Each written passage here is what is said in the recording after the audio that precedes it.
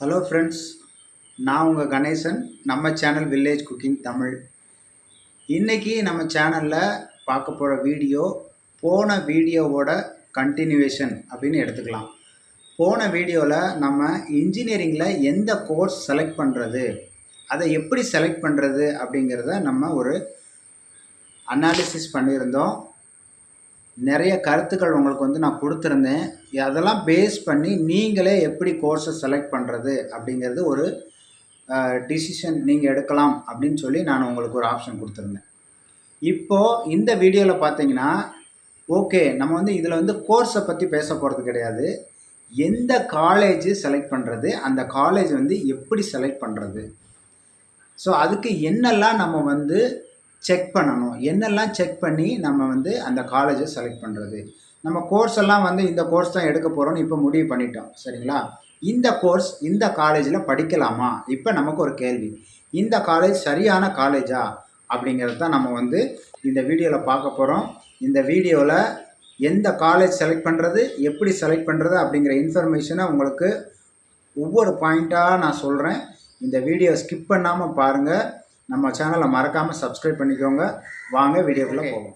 நம்ம எந்த college select பண்ணுறது, எப்படி செலக்ட் பண்ணுறது, இப்போது இந்த வீடியோவில் இதுதான் கேள்வி. இதுக்கு என்ன பதில், இதுக்கு என்னென்ன பாயிண்ட்ஸ்னு ஒவ்வொரு பாயிண்ட்டாக சொல்கிறேன். நீங்கள் பேனா பேப்பர் எடுத்து நோட் பண்ணிக்கலாம். நோட் பண்ணிவிட்டு இதை ஒரு செக்லிஸ்ட் மாதிரி வச்சுக்கிட்டு நீங்கள் காலேஜை செலக்ட் பண்ணலாம்.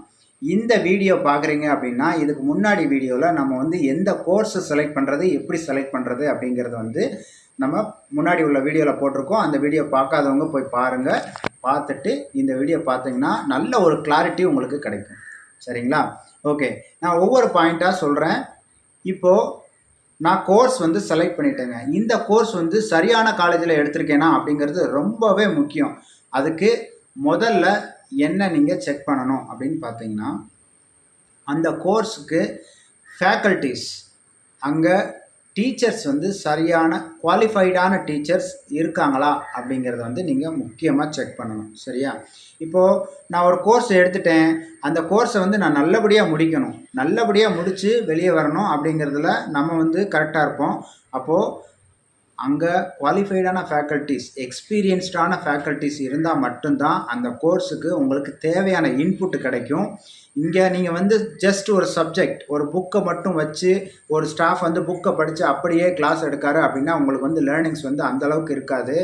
அவர் என்ன சொல்லணும்னா, இப்போ இண்டஸ்ட்ரியில் என்ன நடந்துக்கிட்டு இருக்குது, இந்த மாதிரி எக்ஸாம்பிள்ஸ்லாம் யூஸ் பண்ணி அவங்க டீச் பண்ணும்போது உங்களுக்கு இன்னும் எக்ஸ்ட்ரா இன்புட் கிடைக்கும். ஸோ அவங்க எக்ஸ்பீரியன்ஸ்டு பர்சனாக இருக்காங்களா அப்படிங்கிறத பார்க்க வேண்டியது ரொம்பவே அவசியம். இது நீங்கள் காலேஜோட வெப்சைட்டில் போய் அந்த ஃபேக்கல்ட்டி லிஸ்ட்டை செக் பண்ணி பாருங்கள். உங்கள் தெரிஞ்சவங்ககிட்ட நீங்கள் கேட்டு தெரிஞ்சுக்கலாம், சரிங்களா?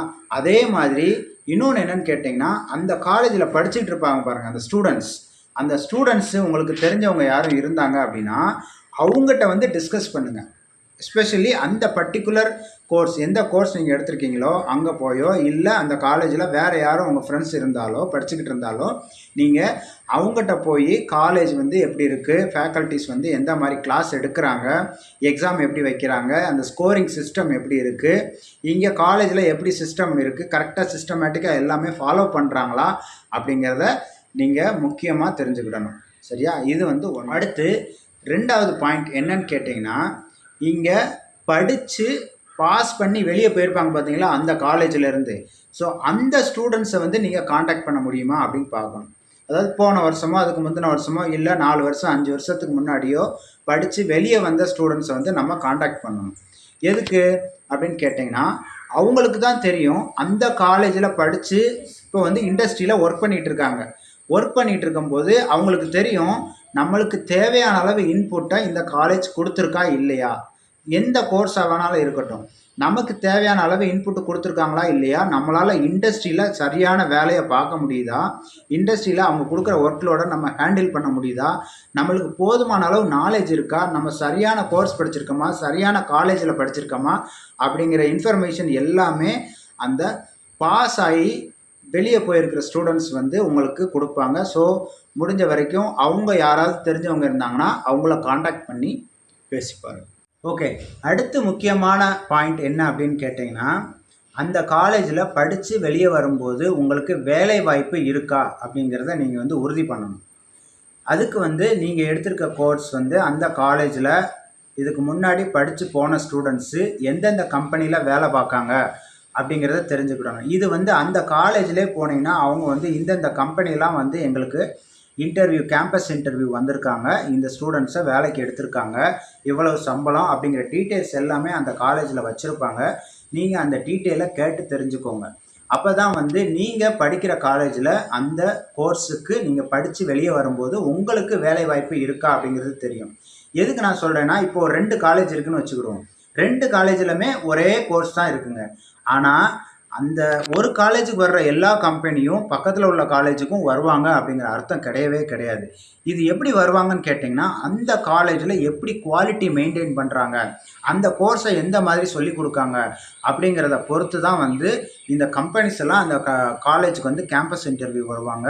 ஸோ நீங்கள் முக்கியமாக காலேஜில் உங்கள் கோர்ஸுக்கு இந்த காலேஜுக்கு கேம்பஸ் இன்டர்வியூ வர்றாங்களா, இதுக்கு முன்னாடி எத்தனை ஸ்டூடெண்ட்ஸுக்கு வேலை வாய்ப்பு கிடச்சிருக்கு அப்படிங்கிறத நீங்கள் தெரிஞ்சுட்டு காலேஜை வந்து செலக்ட் பண்ண வேண்டியது ரொம்பவே அவசியம். அடுத்து என்னன்னு கேட்டிங்கன்னா, இப்போ ஒரு கோர்ஸ் எடுத்திருக்கீங்க அந்த காலேஜில், அந்த கோர்ஸை மட்டும் அவங்க சொல்லிக் கொடுக்காம அடிஷ்னலாக என்ன ஸ்கில்லெல்லாம் உங்களுக்கு சொல்லிக் கொடுக்காங்க அப்படிங்கிறது.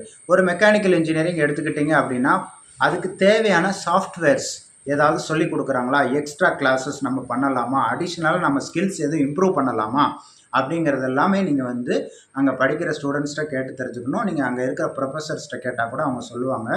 ஸோ இதுவும் நீங்கள் வந்து உங்களோட ஸ்கில்லை இம்ப்ரூவ் பண்ணுறதுக்கு ஒரு ரைட்டான பிளேஸா, அது சரியான காலேஜா அப்படிங்கிறதையும் நீங்கள் தெரிஞ்சுக்கிட்டு காலேஜ் வந்து செலக்ட் ஓகே.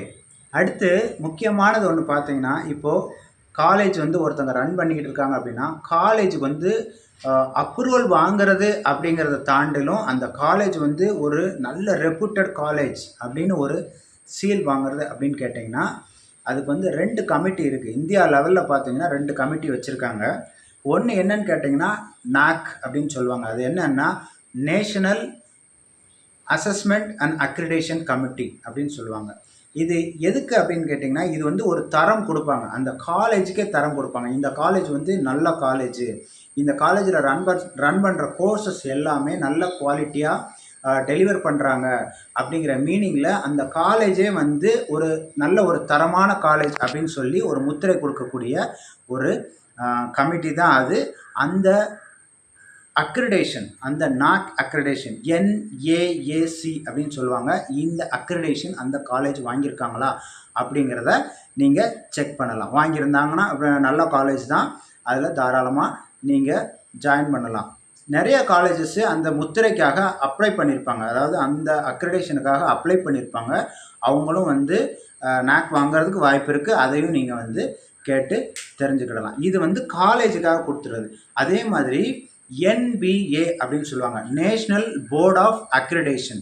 இது எதுக்குன்னு கேட்டிங்கன்னா, ஒவ்வொரு கோர்ஸுக்கும் இப்போ அந்த காலேஜுன்னு இல்லாமல் இப்போ காலேஜில் நான் வந்து ஒரு 10 கோர்ஸ் வந்து ரன் பண்ணுறேன் அப்படின்னா அந்த ஒவ்வொரு கோர்ஸும் வந்து குவாலிட்டியாக இருக்கா அப்படிங்கிறத செக் பண்ணி அந்த கோர்ஸுக்கு NBA அக்ரிடேஷன் கொடுப்பாங்க. ஸோ நம்ம செலக்ட் பண்ணுற கோர்ஸ் வந்து NBA அக்ரிடேஷன் வாங்கியிருக்காங்களா அப்படிங்கிறத நீங்கள் பார்த்தீங்கன்னா, NBA வாங்கியிருந்தாங்க அப்படின்னா வந்து அது வந்து நல்ல குவாலிட்டியாக அவங்க டெலிவர் பண்ணுறாங்க அப்படிங்கிற ஒரு மீனிங்கு. இது வந்து இந்திய அளவில் வந்து கொடுக்கக்கூடிய ஒரு ரெகக்னேஷன், ஒரு ரெப்புடேஷன், சரிங்களா? இது அக்ரிடேஷன், இது வாங்கியிருக்காங்களா அப்படின்னு பார்த்து நீங்கள் கோர்ஸு, காலேஜு இதெல்லாம் செலக்ட் பண்ணலாம். அப்புறம் இன்னொன்று பார்த்தீங்கன்னா, நம்ம காலேஜை செலக்ட் பண்ணுறதுல காலேஜுக்கு வந்து ரேங்கிங் வந்து கொடுத்துருப்பாங்க. நம்ம தமிழ்நாடை பொறுத்த வரைக்கும் பார்த்தீங்கன்னா, அந்த ரேங்கிங் வந்து அண்ணா யூனிவர்சிட்டி கொடுக்குறாங்க. அந்த ரேங்கிங் பிரகாரமும் நீங்கள் வந்து காலேஜ் வந்து இது நல்ல காலேஜா இல்லையா, அந்த ரேங்க் எப்படி வாங்கியிருக்காங்க அப்படிங்கிறத பொறுத்து நீங்கள் காலேஜ். அடுத்து என்ன அப்படின்னு கேட்டிங்கன்னா, பிளேஸ்மெண்ட் ட்ரைனிங்னா என்னென்னா, நீங்கள் வந்து கோர்ஸ் படிக்கிறீங்க, அந்த கோர்ஸை படித்து முடிக்கும்போது உங்களுக்கு வேலை வாய்ப்பு வாங்கி தரக்கூடிய ட்ரைனிங். நீங்கள் வந்து ஒரு இன்டர்வியூ அட்டன் பண்ணுறதுக்கு, இல்லை கம்பெனியில் போய் எப்படி ஜாப் பண்ணணும் அப்படிங்கிற மாதிரி ஒரு ட்ரைனிங் வந்து கொடுப்பாங்க. இதுக்கு வந்து ஒரு டிபார்ட்மெண்ட்டே வந்து ஒவ்வொரு காலேஜில் வச்சுருப்பாங்க. பிளேஸ்மெண்ட் அண்ட் ட்ரைனிங் செல் அப்படின்னு வச்சுருப்பாங்க. இந்த பிளேஸ்மெண்ட் ட்ரைனிங் செல் வந்து அந்த காலேஜில் வச்சுருக்காங்களா, ஆக்டிவாக இருக்கா அப்படிங்கிறத நீங்கள் செக் பண்ணணும். இந்த பிளேஸ்மெண்ட் ட்ரைனிங் வந்து உங்களுக்கு கொடுத்துருக்காங்க அப்படின்னா நீங்கள் வந்து ஈஸியாக வந்து கம்பெனி வந்துச்சுன்னா ஜாப் வாங்கலாம். சரியா? ஸோ இந்த பிளேஸ்மெண்ட் ட்ரைனிங் செல் வந்து இருக்கா, ஆக்டிவாக வச்சுருக்காங்களா அப்படிங்கிறத. அதுக்கப்புறம் மெயினாக நீங்கள் பார்க்க வேண்டியது காலேஜோட லொக்கேஷன். லொக்கேஷன் அப்படிங்கிற வர்றப்போ இது வந்து நம்ம வந்து ஒரு டூரிஸ்ட்டு போகிறோம் அப்படிங்கிற மாதிரி ஒரு லொக்கேஷன் கிடையாது. இது என்னன்னு கேட்டிங்கன்னா, உங்களுக்கு எந்த அளவுக்கு ஒரு எக்ஸ்போஷர் கிடைக்கும். இந்த காலேஜில் வந்து நான் ஜாயின் பண்ணுறேன். இப்போது பார்த்தீங்கன்னா தமிழ்நாடு ஃபுல்லாக எத்தனையோ இன்ஜினியரிங் காலேஜஸ் இருக்குது. எல்லா காலேஜஸ்லேயும் இந்த கோர்ஸ் இருக்குது. நான் ஏன் இந்த காலேஜ் எடுக்கணும் அப்படின்னு வர்றப்போ, இந்த காலேஜில் படித்தா எனக்கு வந்து எக்ஸ்போஷர் எப்படி கிடைக்கும்? நான் ஜஸ்ட்டு வந்து ஒரு கிளாஸ் ரூம்குள்ளே போவேன், டீச்சர் என்ன சொல்லிக் கொடுப்பாங்களோ அதை படிப்பேன், எக்ஸாம் எழுதுவேன், மார்க் வாங்குவேன், வெளியே பாஸ் ஆகி வந்துடுவேன் அப்படின்னா, அது வந்து ஒரு கம்ப்ளீட் டிகிரி கோர்ஸாக இருக்காது. அது வந்து படித்து மார்க் வாங்கினா மட்டும் போதாது. நம்மளுக்கு வந்து அந்த இன்ஜினியரிங் கோர்ஸுக்கு தேவையான ஸ்கில்ஸ் எல்லாமே இருக்கணும். ஒரு எக்ஸ்போஷர் இருக்கணும். நம்மளை சுற்றி உள்ளவங்க எல்லாமே ஃபார் எக்ஸாம்பிள் நம்ம ஒரு இங்கிலீஷ் பேசணும். நம்ம வந்து ஒரு இண்டஸ்ட்ரிக்கு போகிறோம் அப்படின்னா வந்து அங்கே ஒரு ப்ரெசன்டேஷன் கொடுக்க வேண்டியிருக்கும். ஸோ இந்த மாதிரி presentation skills, communication skill, software skills, இந்த மாதிரி ஸ்கில்ஸ் எல்லாம் நீங்கள் லேர்ன் பண்ணுற அளவுக்கு ஒரு நல்ல பிளேஸாக இருக்கா நீங்கள் செலக்ட் பண்ணுற காலேஜ் அப்படிங்கிறதையும் நீங்கள் வந்து கவனமாக பார்த்து காலேஜை செலக்ட் பண்ணணும். அடுத்து நீங்கள் வந்து ரொம்ப முக்கியமாக கவனிக்க வேண்டியது வந்து லேப் ஃபெசிலிட்டிஸ். அவங்க வந்து எல்லா கோர்ஸுக்கும் தேவையான லேப் ஃபெசிலிட்டிஸ் எல்லாம் கரெக்டாக வச்சுருக்காங்களா அப்படிங்கிறதையும் செக் பண்ணிக்கோங்க. செக் பண்ணிவிட்டு ஸோ நான் இப்போ சொன்ன எல்லா பாயிண்ட்ஸுமே நீங்கள் வந்து நோட் பண்ணியிருப்பீங்க அப்படின்னு நினைக்கிறேன். இது எல்லாமே ஒரு காலேஜை வந்து நீங்கள் செலக்ட் பண்ணும்போது இந்த பாயிண்ட்ஸ் எல்லாம் மனசுக்குள்ளே வச்சுட்டு நீங்கள் ஒரு நல்ல ஒரு சூப்பரான காலேஜை செலக்ட் பண்ணி படிங்க. உங்களுக்கு நல்ல ஒரு ஃப்யூச்சர் இருக்கும் அப்படிங்கிற நம்பிக்கையில் நான் அந்த வீடியோவை வந்து எண்ட் பண்ணிக்கிறேன். இன்னும் ஒரு சூப்பரான வீடியோவில் உங்களை வந்து நான் சந்திக்கிறேன். இந்த வீடியோ பிடிச்சிருந்தால் லைக் பண்ணுங்கள், மறக்காமல் உங்கள் ஃப்ரெண்ட்ஸுக்கு வந்து ஷேர் பண்ணுங்கள். நான் வந்து அடுத்த வீடியோவில் உங்களை மீட் பண்ணுறேன். அது வரைக்கும்